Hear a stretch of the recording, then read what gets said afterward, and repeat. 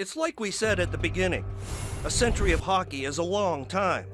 A lot of great seasons, but a lot of bad ones too.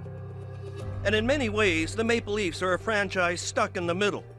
1967. It's a season, a team that feels like the before and after picture in franchise history. The end of the glory years, the start of the march through the wilderness.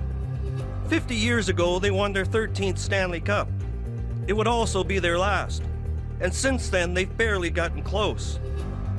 All this centennial season, of course, the Leafs have celebrated mostly their distant past. But along the way, they've happened to see the future. And it looks good, really good. For the first time in a long while, there's a genuine sense of hope. One that doesn't feel like it will be fleeting. While 1967 remains glory's last stand, there are 4 new numbers that define these Leafs. 6, 8, 5, 13.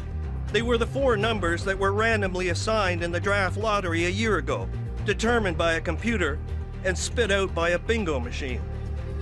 Together they add up, in their own way, to 34, as in Austin Matthews.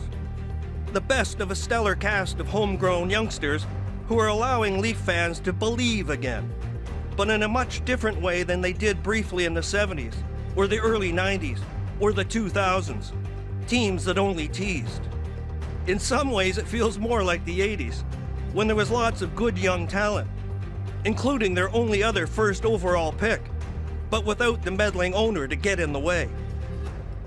This time, there is a purpose and direction and focus from the top down. They promised there would be pain, and there was, but they didn't give in to it. They never wavered from their Shanna plan. And you get the impression they won't, no matter how this unexpectedly hopeful season ends.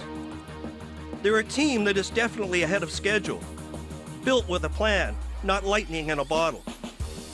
They exercised demons, including the Hillman Hex, mended old wounds, and turned several pages on the past, the kids breaking records that had lived for decades. That's how you measure real progress. They caution there may still be more pain ahead, and perhaps there will be, but they are confident the plan will guide them through it. And you believe them, because beyond bringing back hope, these Leafs have also restored faith. As this centennial season draws to a close, and 1967 moves a little further away, there's still a strong feeling that these Leafs may actually be finding their way back to it, back to the middle.